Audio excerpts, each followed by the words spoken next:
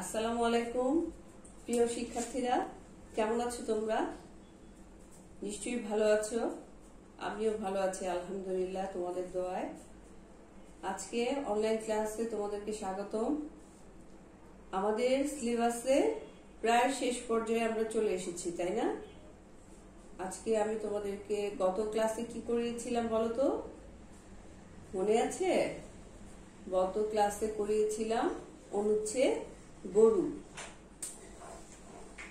নিশ্চয়ই তোমরা এগুলো SW পড়েছো। আজকে তোমাদেরকে আমি অনুচ্ছেদ ধান পড়াবো। কিন্তু ধান পড়ানোর আগে আমাদের গত ক্লাসে কি করিয়েছিলাম, যে গরু যেটা পড়েছিলাম সেটা আমাদের পড়া হয়েছে কিনা সেটা আমি আবার একটু রিভিশন করব। ঠিক আছে? তাহলে চলো আমরা আমাদের অনুচ্ছেদ গরুতে চলে যাই। গরুতে কি কি ছিল বলতো? প্রথম লাইনটি, গরু একটি গৃহপালিত চতুষ্পদ প্রাণী। গরুর দুইটি চোখ, দুটি শিং, দুটি কান ও একটি লম্বা লেজ আছে। পৃথিবীর সর্বত্র গরু দেখতে পাওয়া যায়। গরু সাদা, কালো, ধূসর, লাল প্রভৃতি রঙের হয়ে থাকে। ঘাস, খড়, খৈল, লতাপাতা, ভুসি ও ভাতের মাড় গরুর প্রধান খাদ্য। গরু দিয়ে হাল চাষ ও গাড়ি টানা হয়। গরুর দুধ একটি আদর্শ খাদ্য। গরু দিয়ে ঘি, ছানা, দই, মিষ্টি, ক্ষীর, মাখন ইত্যাদি তৈরি করা হয়। গরুর চামড়া দিয়ে ব্যাগ, জুতা ও হাড় দিয়ে চিরুনি ও বোতাম তৈরি হয়। গরু আমাদের অনেক উপকার করে, তাই গরুর যত্ন নেওয়া উচিত। আমি বলেছিলাম দু লাইন করে তোমরা মুখস্থ করে খাতায় লিখবে। তোমরা নিশ্চয়ই কাজটি করেছো। তাহলে এখানে কি আছে? গরু একটি গৃহপালিত চতুষ্পদ প্রাণী। গরু কি? গৃহপালিত, যেটা ঘরে পালা হয় বা বাড়িতে পালা হয়, সেই প্রাণীটাকে গৃহপালিত প্রাণী বলে। চতুষ্পদ মানে হচ্ছে চার পা। চতুষ্পদ মানে হচ্ছে চার পা। গরুর দুটি চোখ, দুটি শিং, দুটি কান ও একটি লম্বা লেজ আছে। গরুর দুটি চোখ, তাই না? দুটি শিং, লম্বা লম্বা শিং থাকে। কোন কোন গরুর শিং কি ছোট থাকে, আবার কোন কোন গরুর শিং অনেক বড় দেখা যায়, তাই না? তারপরে গরুর দুটি কান, একটি লম্বা লেজ আছে। পৃথিবীর সর্বত্র গরু দেখতে পাওয়া যায়। গরু কি সাধারণত সব দেশে গরু কি দেখতে পাওয়া যায়, তাই না? পৃথিবীর সব দেশে কম বেশি গরু দেখতে পাওয়া যায়। গরু সাদা, কালো, ধূসর, লাল প্রভৃতি রঙের হয়ে থাকে। গরু কি বিভিন্ন রঙের হয়ে থাকে, তাই না? যেমন সাদাও হয়, কালো হয়, ধূসর হচ্ছে একটা সাদা কালোর মাঝামাঝি রং, তারপর লাল প্রভৃতি রঙের হয়ে থাকে। ঘাস, খড়, খৈল, লতাপাতা, ভুসি ও ভাতের মাড় গরুর প্রধান খাদ্য। ঘাস, মাঠের ঘাস। খড়টা কি? ধানের খড়। খৈলটা হচ্ছে বিভিন্ন বীজের যে খোসা থেকে তৈরি হয় খৈল। এই খৈল। তারপর হচ্ছে লতাপাতা, যেমন গাছপালার লতাপাতা, ভুসি, ধানের খড় থেকে ধানের যে খোসাটা আছে, খোসাটা থেকে ভুসি তৈরি হয়। সেই ভুসি ও ভাতের মাড়ে কিন্তু অনেক পুষ্টি আছে, তাই না? আমরা জানি যে ভাতের মারে অনেক পুষ্টি আছে, সেই ভাতের মার গরুর প্রধান খাদ্য। তারপরে গরু দিয়ে হাল চাষ ও গাড়ি টানা হয়। গরু দিয়ে কি হয়? হাল চাষ, ধানের জমিতে হাল চাষ করা হয়, যেখানে ধান চাষ করা হয় সেখানে গরু দিয়ে হাল চাষ করে। এবং গরুর গাড়ি আমরা অনেকেই দেখেছি হয়তো যে গরুর গাড়ি টানা হয়, গরুর গাড়ি দিয়ে মানুষ চলাফেরা করে, গরুর গাড়ি টানা হয়। তারপরে গরুর দুধ একটি আদর্শ খাদ্য। গরুর দুধ কি অনেক ভালো, অনেক উপকারী, সব রকম পুষ্টি গুণ এই গরুর দুধের মধ্যে আছে, তাই এই দুধটাকে আদর্শ খাদ্য বলা হয়েছে না। ভিটামিন এ থেকে একদম জেড পর্যন্ত যতগুলো ভিটামিন আছে সবগুলো ভিটামিনস, মিনারেলস, ক্যালসিয়াম, এগুলো সবই গরুর দুধের মধ্যে বিদ্যমান, তাই এটাকে একটি আদর্শ খাদ্য বলা হয়েছে, তাই না? তাই কি আমাদের কিন্তু প্রতিদিন রাতে অথবা সকালে যে যখন পছন্দ করি অবশ্যই 1 গ্লাস করে দুধ খাওয়া উচিত, কারণ গরুর দুধে অনেক পুষ্টি রয়েছে।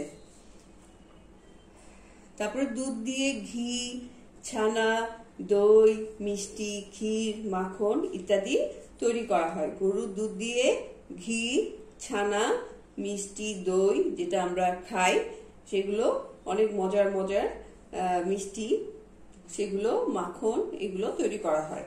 তারপরে গরুর চামড়া দিয়ে ব্যাগ, জুতা ও হাড় দিয়ে চিরুনি ও বোতাম তৈরি হয়। গরুর চামড়া দিয়ে ব্যাগ তৈরি করা হয়, অনেক দাম। এগুলো কিন্তু প্রচুর বৈদেশিক মুদ্রা বাংলাদেশে অর্জন করতে পারে যদি এগুলোকে রপ্তানি করে, বিদেশে পাঠানো হয় এগুলো বানিয়ে, তাহলে কিন্তু অনেক বৈদেশিক মুদ্রা বাংলাদেশ অর্জন করতে পারে। এগুলো দিয়ে জুতা, হাড়, গরুর যে হাড় দিয়ে চিরুনি ও বোতাম, জামার বোতামও তৈরি করা হয়। তারপরে হচ্ছে লাস্ট লাইন, গরু আমাদের অনেক উপকার করে, তাই গরুর যত্ন নেওয়া উচিত। গরু সত্যি তো তাই না? গরু আমাদের অনেক উপকারে আসে। হ্যাঁ, গরু, তাই আমাদের গরুর প্রতি যত্ন নেওয়া উচিত। আমরা ঢাকা শহরের মানুষেরা কি গরু দেখতেই পাই না বা গরু পালতে পারি না, কিন্তু গ্রামের মানুষ প্রত্যেকটা ঘরে ঘরেই দেখা যায় গরু রয়েছে, তারা কিন্তু গরু পালে, তারা কিন্তু অনেক উপকারেও আসে, তাই না? গরুটার দুধ বিক্রি করে তারা তাদের জীবিকা নির্বাহ করে, তারপরে হাল চাষ করে, তাই না? তারপরে দেখো গরুর গোবরও কিন্তু অনেক উপকারী। গরুর গোবর শুকিয়ে এটাকে জ্বালানি হিসাবেও কিন্তু গ্রামের মানুষেরা ব্যবহার করে। আর যে গরুর গোবর থেকে সারও তৈরি হয়, এই সারটা দিয়ে বিভিন্ন হাল চাষ, তোমার সবজি বাগানে বা গাছে বিভিন্ন সার হিসাবে এটা বিভিন্ন জায়গায় বিভিন্ন গাছপালায় ব্যবহার করা হয়। এই তো গেল আজকে আমাদের গরু অনুচ্ছেদ। তাহলে চলো আমরা আমাদের ধান অনুচ্ছেদ, ধান, ওখানে আমাদের যে বোর্ডে লেখা আছে সেই বোর্ডে চলে যাই। আমি গরুটা মানে ইচ্ছা করেই তোমাদের সাথে পুরনো পড়াটা নিয়ে একটু আলোচনা করেছি, ঠিক আছে? যে আমি মানে জানতে চাইলাম যে তোমরা ঠিক মতো গরু অনুচ্ছেদটি পড়েছো কিনা, ঠিক আছে? আজকে তাহলে যে ধান আমাদের অনুচ্ছেদ আছে সেই ধান অনুচ্ছেদটি তোমরা একটা স্ক্রিনশট নিয়ে রাখো, আর এটা SW করে ফেলবে, আর 2 লাইন করে মুখস্থ করবে। তাহলে চলো আমরা আমাদের লেসনে চলে যাই। ধান আমাদের প্রধান খাদ্য শস্য ও কৃষিজাত দ্রব্য। ধান আমাদের প্রধান খাদ্য শস্য ও কৃষিজাত দ্রব্য। ধান গাছ একটি তৃণজাতীয় উদ্ভিদ। ধান থেকে চাল হয়, চাল থেকে হয় ভাত। ধান গাছ সাধারণত 2-3 হাত লম্বা হয়ে থাকে। চারা অবস্থায়, এখানে অবস্থায় হবে, হ্যাঁ ভুলে পরীক্ষায় আসছে, চারা অবস্থায় ধান গাছ সবুজ ও পাকলে সোনালী রং ধারণ করে। ধান প্রধানত 4 প্রকার: আউশ, আমন, বোরো ও ইরি। বাংলাদেশ, ভারত, মায়ানমার, চীন, জাপান সহ পৃথিবীর বিভিন্ন দেশে প্রচুর ধান জন্মে। চাল থেকে চিড়া, মুড়ি, খই ও বিভিন্ন প্রকার পিঠা তৈরি হয়। ধানের খড় গরুর খাবার, ঘরের ছাউনি ও জ্বালানি হিসেবে ব্যবহার করা হয়। ধানের উৎপাদন বৃদ্ধিতে আরো সচেতন হওয়া দরকার। তাহলে আজকে আমরা এটুকু পড়ে কি বুঝতে পারলাম? যে আমাদের অনুচ্ছেদটির নাম কি? ধান। ধান আমাদের প্রধান খাদ্যশস্য ও কৃষিজাত দ্রব্য। ধান কি? ধান কি তোমরা কখনো দেখেছো? ধান হচ্ছে যে আমরা ভাত খাই, সেই ধানটা থেকে তৈরি হয় চাল। সেই চাল থেকে তৈরি হয় কি? ভাত। সেই ধান তোমরা কখনো দেখেছো যে গ্রামে ধান দেখতে পাওয়া যায়?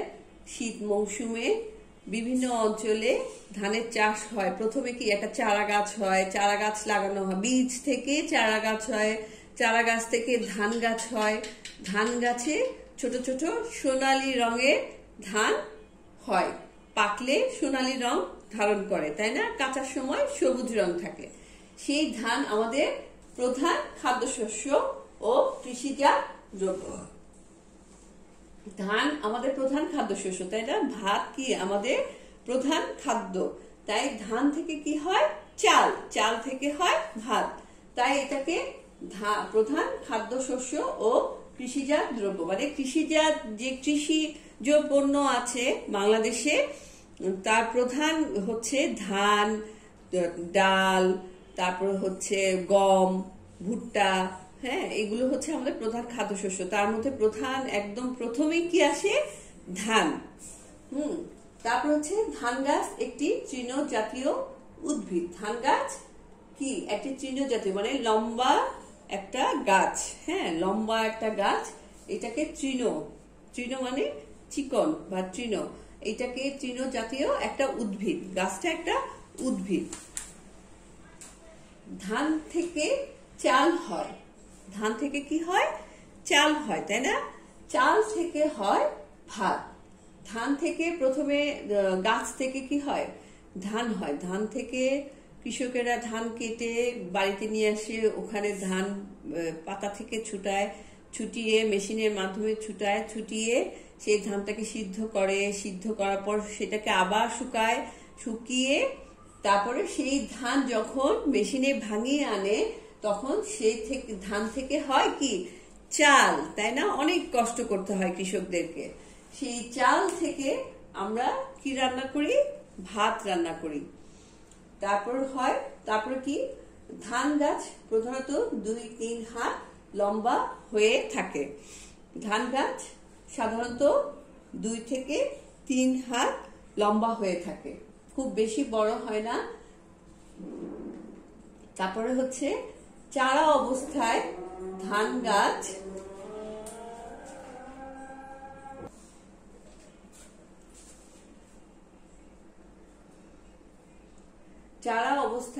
গাছ সবুজ ও পাকলে সোনালী রং ধারণ করে। চারা যখন থাকে, ধান গাছ যখন ছোট থাকে, তখন ধান গাছ কি? সবুজ থাকে, আর যখন ধানটা পেকে যায় তখন সোনালী রং হয়ে যায়। ধান প্রধানত 4 প্রকার: আউশ, আমন, বোরো ও ইরি। ধান সাধারণত 4 প্রকার হয়ে থাকে: আউশ, আমন, বোরো ও ইরি ধান। এই 4 প্রকারই প্রধানত বাংলাদেশের প্রধান ধান হিসাবে ধরা হয়। তারপরে হচ্ছে দেখো, বাংলাদেশ, ভারত, মায়ানমার, চীন, জাপান সহ পৃথিবীর বিভিন্ন দেশে প্রচুর ধান জন্মে। আমাদের দেশে তো ধান জন্মে, এছাড়া চীন, জাপান, ভারত, মায়ানমার এছাড়াও বিভিন্ন দেশে প্রচুর ধান উৎপাদন করা হয় বা প্রচুর ধান চাষ করা হয়। তারপরে চাল থেকে চিড়া, মুড়ি, খই ও বিভিন্ন প্রকার পিঠা তৈরি হয়। চাল দিয়ে কি কি হয়? চিড়া, মুড়ি, খই ও বিভিন্ন প্রকার পিঠা। না, চিড়া নিশ্চয়ই তোমরা খেয়েছো, চিড়া, মুড়ি, খই, তাই না? সেই চাল থেকেই কিন্তু এগুলো তৈরি করা হয়। তারপরে হচ্ছে চাল যখন মেশিনে ভাঙিয়ে গুঁড়ো করা হয়, সেই গুঁড়ো করে বিভিন্ন প্রকার পিঠা তৈরি করা হয়। ধানের খড় গরুর খাবার, ঘরের ছাউনি ও জ্বালানি হিসেবে ব্যবহার করা হয়। ধানের খড় যে আছে, ধানটা তো ধান থেকে চাল হয়, আর ধানের যে তৃণ জাতীয় উদ্ভিদ যেটা, যে ধান গাছটা, সেটাকে কিন্তু যখন শুকিয়ে যায় সেটাকে কি বলে? খড় বলে। যখন ধান গাছটা শুকিয়ে যায় সেটাকে বলে খড়। সেই খড় কি? গরুর খাবার। খড়টাকে ছোট ছোট করে কেটে গরুর খাবার হিসাবেও ব্যবহার করা হয়। এছাড়া ঘরের ছাউনি, ঘরের যে উপরে যে চালের যে ছাউনি, এটাকে ছাউনি হিসেবে বলা হয়েছে, যে ঘরে যে চাল উপরে থাকে সেই চাল হিসেবেও খড় ব্যবহার করা হয়। এবং জ্বালানি, এটা যে খুব ভালো একটা জ্বালানি, যাদের গ্রামে মানুষ, বেশিরভাগ মানুষই এই খড়টাকে জ্বালানি হিসেবে ব্যবহার করে রান্না বান্না করে। হ্যাঁ, তারপরে কি আছে দেখো, ধানের উৎপাদন বৃদ্ধিতে আরো সচেতন হওয়া দরকার।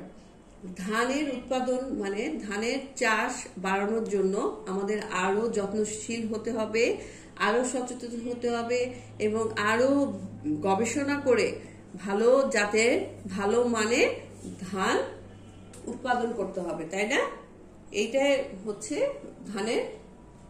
কারণ এই ধান কিন্তু আমরা বিদেশে রপ্তানিও করে থাকি। বাংলাদেশ থেকে ভালো জাতের ধান উৎপাদন করে কিন্তু বিদেশে চাল বিদেশে রপ্তানি করা হয়। হ্যাঁ, এই হচ্ছে আমাদের আজকের যে ধানের অনুচ্ছেদ, এখানেই শেষ হচ্ছে। আর তোমরা এই ধান অনুচ্ছেদটি অবশ্যই SW করে রাখবে, আর 2 লাইন করে পড়ে মুখস্থ করে তারপরে খাতায় লিখবে, ঠিক আছে?